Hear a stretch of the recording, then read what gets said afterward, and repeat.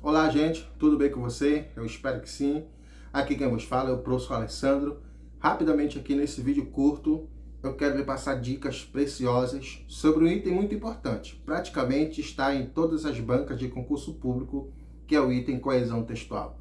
Então eu vou lhe mostrar aqui para você, tá? Com base em textos e correções que eu faço, justamente para ajudar, tá, gente? Não é para de nenhum momento falar mal dos textos que eu corrijo, jamais eu faço isso, mas para ajudar para aquilo que você não pode fazer lá no dia da sua prova de redação. Então, como eu sempre digo, treino você pode errar à vontade, só que no dia D, com base nos seus desvios, nos erros, você aprende e evita e consegue tirar notas altas, notas excelentes, como os que já passaram comigo aqui em outros concursos, né, me contrataram para fazer correção. Então tenho vários exemplos aqui no Instagram e também no próprio YouTube e nos e-books que eu deixo disponíveis, tá, gente? Então, independente do concurso, então tem redação.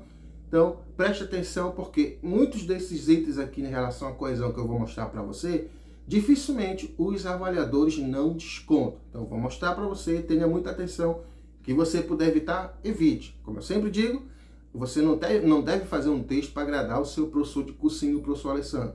Você deve fazer um texto para facilitar a vida dos avaliadores. Então, cometer esses deslizes aqui significa perder pontos. Então, evitar significa que você vai ter, com certeza, aí um fechamento de nota no quesito coesão textual, tá? Então, aproveite esse vídeo e eu já te convido para assistir aos próximos aqui no meu canal no YouTube. Da coesão textual, que é a correção, né, que o professor Alessandro faz, certo?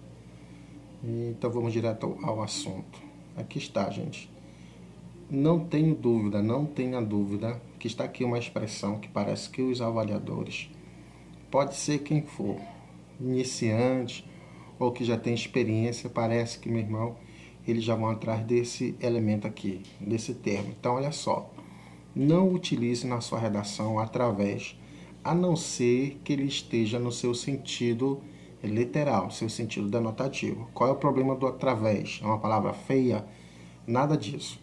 O problema do através, porque como é uma dissertação, e a linguagem da dissertação que deve predominar, é justamente a que tenha o sentido denotativo, né, que a gente chama de ao pé da letra, o sentido literal. Então, através significa passar entre, né, por dentro, vamos dizer assim. Tá? Então, normalmente, quando você vai utilizar, você quer explicar o quê?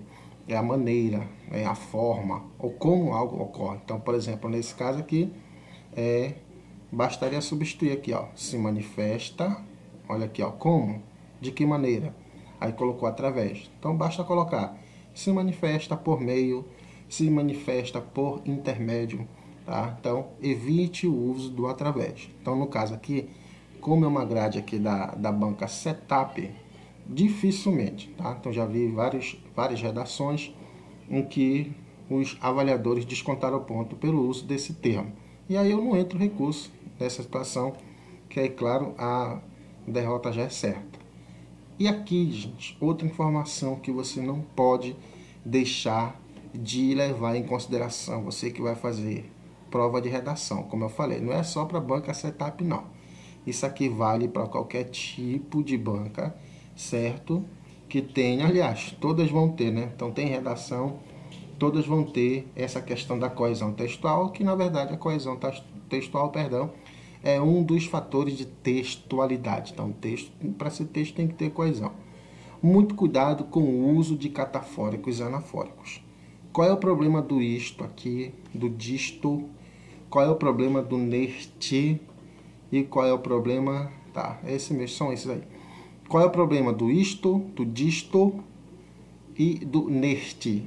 Essas expressões, esses pronomes demonstrativos, gente, que atuam com o elemento coesivo também, normalmente eles são catafóricos, tá? Lembra disso aí. Eles são o que, professor? Catafórico, ou seja, eles antecipam termos, tá? E aí há toda uma estrutura para poder utilizar, tá? Então, quando eu digo, por exemplo, ó, eu escrevo isto é uma vergonha no Brasil, aí eu coloco lá, depois, 2 pontos, aí eu vou dizer o que é a falta de empatia dos políticos, por exemplo. Por que eu utilizei o isto? Porque ele é um catafórico. Eu estou antecipando termos. Normalmente vai ter que vir depois de 2 pontos ou a vírgula para assinalar o aposto, porque o elemento referente ele vai vir depois do pronome. Então, nessa situação aqui, ó, nesse caso, eu estou me referindo a ideias ou palavras anteriores. Então, nesse caso, eu vou retomar.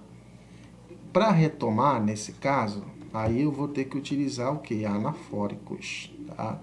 Os pronomes que vão retomar, tá? Eles vão se referir. Então, lembra, anafórico antes, tá? Então, o referente vai vir depois do pronome. E o catafórico, o referente vai vir depois, tá? Do pronome. Então, no anafórico, o referente vem antes, tá? Vem antes do pronome. Então, nesse caso aqui, ó, o que é que eu vou ter que escrever? Então, eu vou ter que colocar isso ocorre, tá? Isso que aí eu vou ver que esse elemento está aqui, né, referindo à parte anterior do texto. Tem situações, tem contexto que é possível utilizar o isto. Por exemplo, se o elemento estivesse próximo dele, mas isso aqui não acontece, tá? Isso ocorre. O que é que ocorre? Aí você vai ver, professor, eu acho que é o adoecimento psicológico. Acho não, é isso mesmo.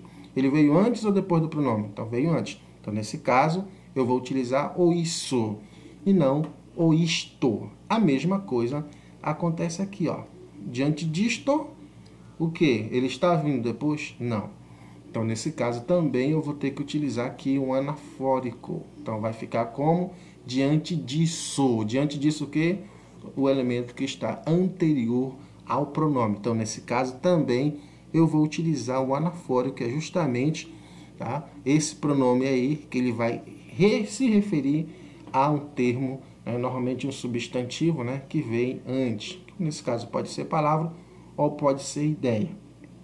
E aqui, tá? Mais uma vez, ó, neste contexto, de novo. Por que, professor, neste contexto? Olha só, observem que aqui, ó, esse pronome ele está aqui, ó, ligando um período a outro, né? Está retomando a ideia anterior. Aqui também é a mesma coisa, só que nesse caso aqui, nessa situação, ó, esse pronome aqui, ele é um elemento coesivo que ele vai interligar o quê? Ó? Ele está conectando parágrafos, tá? Então, neste contexto, não, tá? Porque o contexto, ele não veio depois do pronome. O contexto pode ser, por exemplo, as ideias no parágrafo anterior, pode ser algo que esteja fora do texto, nesse caso o contexto pode ser, vamos dizer assim, relacionado ao tempo odierno, pode ser algo que foi escrito anteriormente, mas jamais vai, aqui nesse caso aqui, ó, estar se referindo ao elemento que vem depois. Então, nesse caso, também deve-se utilizar o que? O nesse contexto, ok, gente? Então, muito cuidado aí com o uso desses pronomes, tá? Então, eles caem corriqueiramente na prova de português e na redação é fundamental que você saiba utilizá-los adequadamente, tá bom? Para finalizar, calma aí, tá? Tem mais um lá embaixo que também é algo que você não pode fazer. Então, muita atenção, evite o uso do através, tá, gente? Evite o uso do através. Aí eu aproveito para dizer o seguinte, onde só use quando você for retomar lugar. Se não, gente, tenha muito cuidado, evite. Ok? Então, quando você coloca, por exemplo, a escola que ocorre muita violência, onde deveria haver paz. Beleza, cabe. Agora, quando eu digo o contexto odierno, que há muita violência, um contexto odierno onde, aí nesse caso você vai usar outro tipo de pronome, o contexto odierno no qual, em que, mas o onde não, só para se referir a lugar. Então, muita atenção com o uso do isto, isso, não esqueça, tá? A mesma coisa acontece com o isto, esse, o esse, tá? O este, o esse, o esta, o essa. Nesses contextos aqui do texto, tá, gente? Eu estou aplicando para esse caso aqui, para esse texto. Eu não estou explicando para todos os casos da língua portuguesa, não é assim não. Para essa situação aqui, que essa situação poderia acontecer contigo, não vai acontecer mais. Então, para finalizar, aqui, ó, quando você for finalizar o texto, por exemplo, ó, ou quando você for iniciar um parágrafo qualquer que seja, utilize elemento coesivo. Então, nesse caso aqui, ó, faltou um elemento coesivo para indicar que o texto, ó, chegou ao final, é o último parágrafo. Isso aí, professor, posso perder ponto? Pode, porque o avaliador ele vai observar lá que você não colocou um elemento coesivo aqui para o quê? Indicar que o texto está sendo encerrado, ou seja, um elemento coesivo que cumpre a função aqui, ó, tá? De ligar parágrafo ao outro, de conectar parágrafo. Então, nesse caso aqui, muito simples. Bastava colocar o portanto. Portanto, aí não esqueçam, né, que quem vem com ele, quem é? A vírgula. Então, portanto, vírgula, a TCC caracteriza como uma abordagem psicológica. Certo, gente? Então, essa foi a dica de hoje. Aguarde as próximas. Espero que tenha lhe ajudado a sanar dúvidas sobre a redação, principalmente nesses usos desses elementos coesivos, tá bom? Um abraço e até o próximo vídeo.